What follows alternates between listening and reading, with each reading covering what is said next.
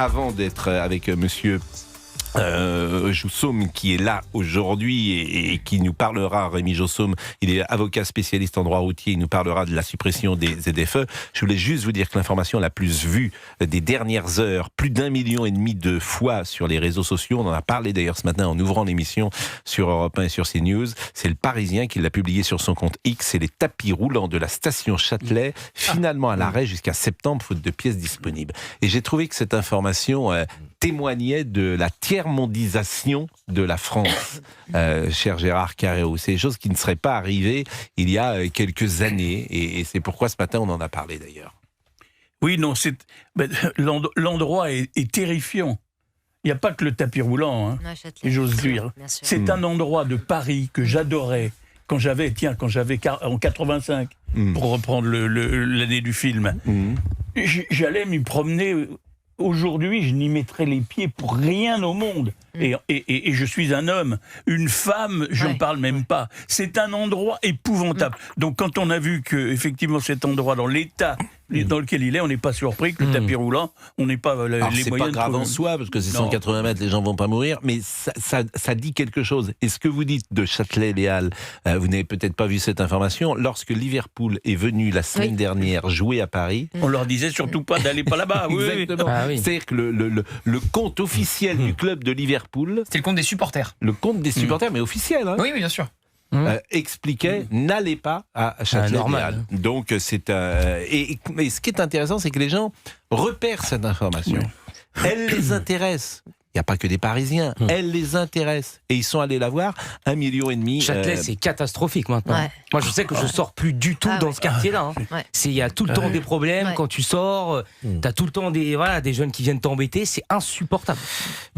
C'est ainsi. Bon, la suppression des ZFE. Et je salue Rémi Jossom. Bonjour à tous. Qui est donc avocat spécialiste en droit routier. Vous venez régulièrement nous voir. Avec plaisir. Pour parler de ce qu'il faut faire lorsque on est contrôlé, lorsqu'on brûle un feu, lorsqu'on brûle un stop, que sais-je. Mais aujourd'hui, vous n'êtes pas là pour cela.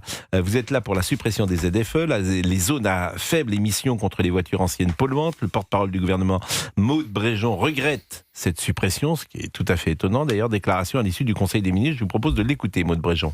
Nous ne sommes pas favorables à la suppression sèche et intégrale des zones à faible émission, d'où, encore une fois, cet amendement de compromis. Alors, cet amendement de compromis, il a été rejeté à l'Assemblée nationale pour des raisons parfois antagonistes. Nous, notre position, encore une fois, consiste à dire que ces zones à faible émission protègent la santé publique, qu'il faut probablement les adapter, donner davantage de souplesse. Je crois que le pouvoir qu'on proposait de donner aux élus locaux était une réponse au fond assez pragmatique et de bon sens.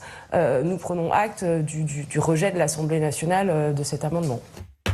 Et ce qui est intéressant, c'est d'écouter également Alexandre Jardin, était ce matin dans l'heure des pros sur Europe 1 et sur CNews. Hier, le peuple a gagné. C'est-à-dire qu'il y a 8 Français sur 10 qui ne voulaient pas en entendre parler. Il y a eu 1 an de campagne qui a commencé ici.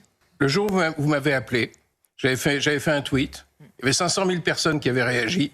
Et puis tout à coup, il y a eu les motards en colère, les manifs, les trucs. On a embarqué le pays. Et qu'est-ce que ça veut dire ? Ça veut dire que le peuple peut gagner. Ça veut dire que si la société se prend en main, on arrive à embarquer les politiques. Les ZFE ne vireront pas les pauvres des villes. Tout à coup, les riches dans les villes n'auront pas un air plus pur parce qu'ils auront viré les pauvres. Le tri humain n'aura pas lieu. On va rester un pays républicain. Il n'y aura pas de rupture d'égalité. C'est-à-dire, nos grands principes, le peuple ne transige pas. Bon, c'est vrai que c'est étonnant d'entendre le gouvernement ne pas se satisfaire de la suppression des ZFE. En même temps, bon... Ils les ont portés. Voilà, ils les ont portés. Mais c'est vrai que c'est une mesure qui est particulièrement injuste pour ceux qui n'ont pas la possibilité de changer leur voiture. Oui, alors les ZFE, Pascal, c'est l'une des mesures aussi qui a été portée, qui a été mise en œuvre par Édouard Philippe, à la suite des 80 km/h. C'est une mesure générale, absolue, bureaucratique, technocratique. Et 10 ans après l'installation, la mise en œuvre dans certaines agglomérations, on s'aperçoit que ça ne peut pas fonctionner. Parce qu'en effet, les personnes qui sont les plus modestes aujourd'hui n'ont pas les moyens de changer leur véhicule. Parce que l'on va exclure de ces zones de circulation des véhicules qui ont 15, qu'ont 20 ans, avec un parc automobile qui s'est certes modernisé depuis, qui s'est même qui a basculé vers l'électrique de plus en plus. Il y a plus de 1800% de véhicules électriques. Donc on nous contrebalance cela avec des effets positifs dans les agglomérations, mais il y a l'amélioration de la technologie, ces véhicules nouveaux qui polluent beaucoup moins. Et puis on se rend compte aujourd'hui que le gouvernement est contre parce que c'est une mesure qu'il a mise en place, que c'est une mesure qui va coûter très cher, parce que l'Europe va nous sanctionner si on ne met pas en place ce dispositif. Ça veut dire quoi, nous sanctionner ? C'est-à-dire que nous avons des engagements et des contraintes écologiques qui ont été prises par les autorités françaises auprès des autorités européennes, et on évalue environ à 3 milliards d'euros le coût de la suppression de la mise en place des ZFE, parce qu'on n'a pas respecté nos engagements écologiques, tout simplement.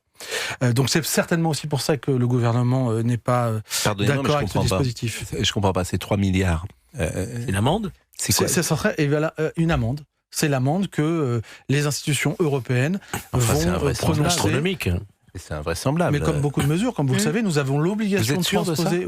Nous avons l'obligation de transposer un certain nombre de mesures. Mais qui ? C'est Bruxelles dans ces cas-là ? Oui, ça sera Bruxelles, évidemment. Mais c'est comme pour les immigrés qui ne sont pas. Que il y a déjà, on paye pour 20 000 euros par immigré qu'on n'a pas expulsé. Alors c'est une des raisons. Et puis qu'on n'a pas accueilli. Et puis Pascal, il y a un autre critère, c'est qu'on n'a pas mis en place la verbalisation. En réalité, les gens n'ont pas été verbalisés, n'ont pas été sanctionnés. Pourquoi ? Parce que c'est un détonateur nouveau d'une révolte sociale. Si on automatise le contrôle, parce que tout le dispositif aujourd'hui existe, si on automatise le contrôle pour verbaliser les personnes qui rentrent dans une agglomération alors qu'elles n'ont pas le droit de le faire, c'est 68 € avec l'immobilisation du véhicule, etc. Si on ne paye pas l'amende, si on décide de ne pas la payer, les 3 milliards. Parce que ce matin, on a fait un débat sur l'immigration, où on a appris que, par exemple, les étrangers, étudiants étrangers, ça nous coûte 1,5 milliard. 1,5 milliard on paye. Il y en a 100 000 par an. Et puis l'AME, c'est encore 1,5 milliard. Et puis cet après-midi, vous me dites que là, ça coûte 3 milliards. Donc on a déjà 5 milliards. Comme ça qu'on peut économiser avec un trait de plume. Je vous assure, quand tu ouvres le capot des finances publiques, alors je dis ça, j'ai jamais été dans l'appareil d'État. Peut-être que je me trompe.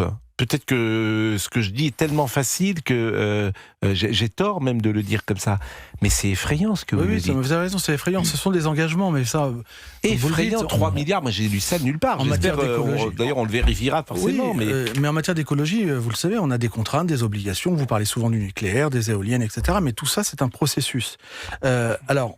On a gagné ce combat dans un premier temps. On a vu que le gouvernement a essayé de réintroduire ce dispositif pour permettre aux autorités locales de le personnaliser, donc d'éviter la mesure générale et absolue. Maintenant, il reste éventuellement la censure du Conseil constitutionnel. Sur un point technique qui est insupportable, c'est ce qu'on appelle le cavalier législatif. Je fais très simple. C'est ça, on a compris. Ce que c'est de maintenant, parce que c'est un mot... C'était pas prévu de voter pour ça, on le met en plus. Ça n'avait rien à voir avec le texte. Mais sur le fond, le Conseil constitutionnel, vous qui êtes juriste, va le censurer ? Très vraisemblable. C'est un cavalier législatif, mais quand ça l'arrange, c'en est un, et quand ça n'en est pas un, voilà. Mais moi, je n'arrive pas à comprendre votre position sur les ZFE. Quelle est votre position, au fond ? Rémi Jossum va répondre après la pause, parce qu'il est déjà 16h27. On est dans la deuxième question. Oui, parce que, évidemment, cette mesure imposée de manière brutale, indifférenciée, sans laisser les gens le temps de s'équiper dans une nouvelle voiture, c'est une chose, mais il faudra bien un jour ou l'autre, effectivement, libérer nos centres-villes, notamment de voitures polluantes. Et quelle est votre position là-dessus ? Écoutez, Georges, je pense que vous avez répondu à la question, vous avez dit un jour ou l'autre.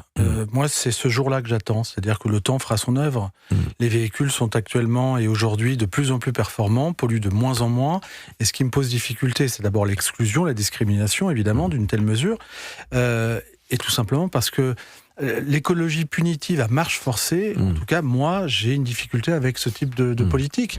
Et je pense qu'on n'est pas à 10 ans près. Voilà. Et que dans 10 ans, effectivement, on pourra avoir une circulation apaisée, dépolluée dans les centres-villes, sans pour autant, encore une fois, prendre depuis 10 ans ces mesures générales absolues, qui sont des vraies contraintes.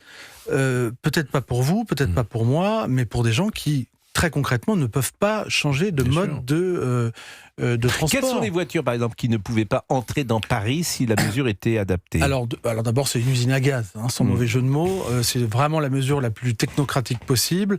Donc c'est par palier, par année. Donc aujourd'hui, très concrètement, c'est les critères 0, donc électrique 1, 2, qui peuvent circuler. Et les 3, 4, 5, 6 ne circulent plus. Oui, c'est-à-dire, 3, 4, globalement, 5, 6. c'est les véhicules essence d'avant 2006 de mémoire et diesel d'avant 2011. Donc ce sont certes des véhicules qui ont un peu plus de 10-15 ans, mais ça reste des véhicules qui, techniquement, peuvent encore circuler. Mais surtout, si tu as une voiture de 2008, mais bien sûr. Forcément, ça veut dire que tu n'es pas l'homme le plus riche ou la femme la plus riche du monde. Voilà, évidemment. Si tu as une voiture qui a 20 ans, vous avez tous des voitures, je pense que vous avez eu les moyens de changer votre voiture. Moi, j'ai une voiture de 2006. Non, c'est votre femme, vous, qui êtes 2006. Retirez ça immédiatement. Ah non, ça veut dire qu'elle est jeune. Même un peu trop, là.